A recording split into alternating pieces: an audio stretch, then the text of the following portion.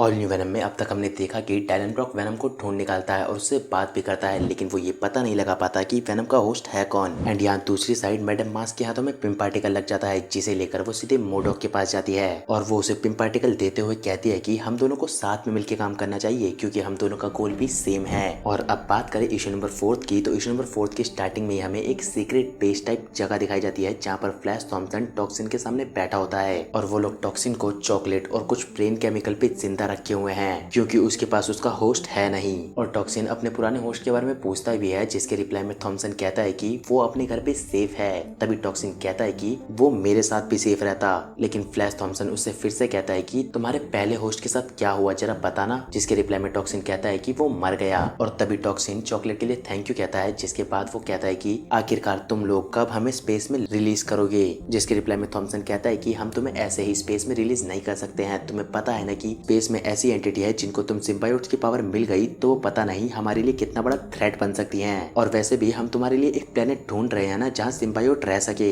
जिसके रिप्लाई में toxin Thompson से कहता है कि तुम लकी हो, तुम्हें होस्ट की जरूरत ही नहीं पड़ती और ऐसे जीने से अच्छा ही है कि वो लोग हमें भूखा ही मार दे। तभी थॉम्सन भी कहता है कि कम से कम तुम्हारे पास स्लीपर तो है, लेकिन टॉक्सिन कहता है कि अरे बस भी करो, वो बंदा जब से वेनम वॉर खत्म हुई है तब से उसने एक वर्ड नहीं बोला। और ऐसा नहीं है कि वो गुस्सा है, वो बंदा बस खाता है और सोता है एक नॉर्मल कैट की तरह। और मुझे तो लग रहा है कि वो चिल कर रहा है। बट तभी वहाँ पर जिलियन कार्सन आ जाती है जो कि थॉम्सन से कहती है कि हमने तुम्हें उनका स्टेटस लेने भेजा था, ना कि उनकी बेबी सिटिंग करने के लिए। और इसी चीज को लेकर उन दोनों के बीच में थोड़ी अनबन हो जाती है और कार्सन कहती है कि अगर ये सब मेरे हाथ में होता तो मैं उन सिम्बायोट्स को कब का भगा चुकी होती और खासकर उन होस्ट को तो मैं जेल में डाल देती, इंक्लूडिंग तुम्हें फ्लैश थॉम्सन। और वो फ्लैश थॉम्सन को धमकी देने लगती है कि तुम्हें पता है ना हम उन बच्चों को अभी भी अरेस्ट कर सकते हैं जो कि उन सिम्बायोट्स के होस्ट थे। और वो फ्लैश थॉम्सन से कहती है कि अब तुम्हारा बहुत हो चुका है, तुम उन सिम्बायोट्स से बातें करते रहते हो और ऐसा लगता है कि तुमने उन मॉन्स्टर्स को अपना पेट बना रखा है। अब वक्त आ चुका है जब तुम अपने हाथों को खून से रंगो। और फ्लैश थॉम्सन कहता है कि आखिर तुम कहना क्या चाहती हो। जिसके रिप्लाई में कार्सन कहती है कि ओ तुम इतने भी नादान नहीं हो, तुम एक एंटी वेनम हो और तुम्हें पता ही है एक न्यू वेनम बाहर घूम रहा है, जाओ जाके उस न्यू वेनम को पकड़ के लेकर आओ वरना हम टाइलन ब्रॉक को यहाँ ले आएंगे। एंड तभी हमें मिड टाउन में एक बिल्डिंग की टेरेस पर दो लोग दिखाए जाते हैं जो कि एक लड़की से बात करने की कोशिश कर रहे थे और वो उस लड़की से उसके नेकलेस के बारे में पूछते हैं, लेकिन तभी वो लड़की अपने नेकलेस पे टैप करती है और नेकलेस पे टैप करने के बाद ही हमें पता चलता है कि वो लड़की और कोई नहीं मैडम मास्क थी। और वो लोग मैडम मास्क की वीडियो बना रहे थे। जिसके बाद मैडम मास्क कहती है कि क्या तुम मुझे लाइव पे ला सकते हो। और वो लाइव आने के बाद सामने वाले बंदे के हेड पे गोली मार देती है। और तभी हमें रिक जोनस और रॉबर्ट रॉबर्टसन दिखाए जाते हैं जो कि रॉबर्टसन के कैबिन में बैठे हुए थे और वो दोनों मिलके वेनम के ऊपर ही बात कर रहे होते हैं। और तभी रिक जोनस अपने फोन पे देखता है कि मैडम मास्क ने ऑन द लाइव एक बंदे को जान से मार दिया।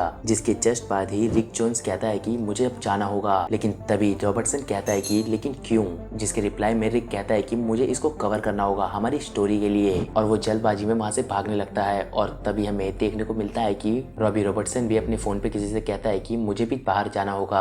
और यहाँ पर मैडम मास्क अभी भी लाइव पर लोगों से बात कर रही होती है और कहती है कि आखिरकार यहाँ पर पहले कौन सा सुपर हीरो आएगा। मुझे तो लगता है आयरन मैन आएगा क्योंकि मैं उसे अच्छे से जानती हूँ। और तभी वो कहती है कि टोनी और मैव रोमांटिकली इन्वॉल्व थे और वो उसकी थोड़ी तारीफ करने लगती है। और तुम्हें पता ही है कि टोनी की तारीफ किस वे में हो सकती है। और वो गैस करने लगती है कि आखिरकार यहाँ पर पहले कौन सा सुपर हीरो आने वाला है। बट तभी वहाँ पर डॉक्टर फोर्टिसिमो आ जाता है और मैडम मास्क उस पर अपनी गन पॉइंट कर देती है। जिसके बाद फोर्टिसिमो कहता है कि तुम्हें पता है ना मेरा आर्मर बुलेट प्रूफ है। और मैडम मास्क कहती है कि बट ये तो बुलेट है ही नहीं। और वो उस पर फायर कर देती है और हमें दिखाया जाता है कि वो बुलेट नहीं है, वो है मोडॉक, जिसने पिम पार्टिकल की मदद से अपनी बॉडी को श्रिंक कर लिया था।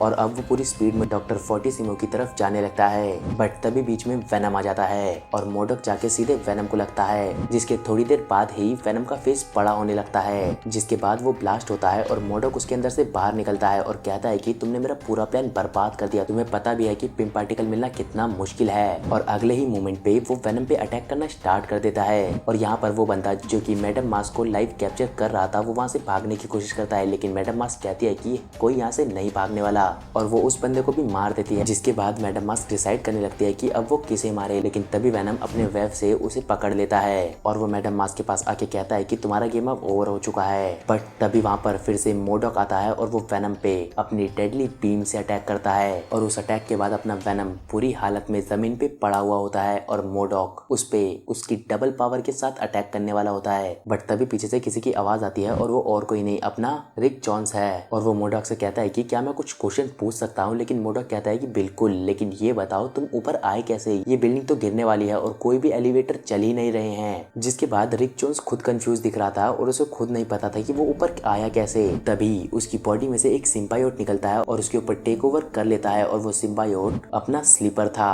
और हमारा इशू नंबर 4 यही एंड हो जाता है। वेल, तो अब तक इसके 4 इशू आ चुके थे और मैंने चारों को ही एक्सप्लेन कर दिया। अब मुझे ये नहीं पता कि इसका 5th इशू कब आएगा। और सेम सीन जा रहा है एडी ब्रॉक कार्नेज के साथ। तो आप लोगों को ऑल न्यू वेनम और एडी ब्रॉक कार्नेज के लिए तो वेट करना पड़ेगा। और मिलते हैं कल की वीडियो में जिसका नाम होगा, छोड़ो स्पॉइलर ना देते हुए हम वीडियो को एंड करना चाहेंगे। और हाँ, अगर आपके माइंड में कोई कॉमिक हो तो आप कमेंट कर सकते हैं, मैं उसे एक्सप्लेन कर दूंगा।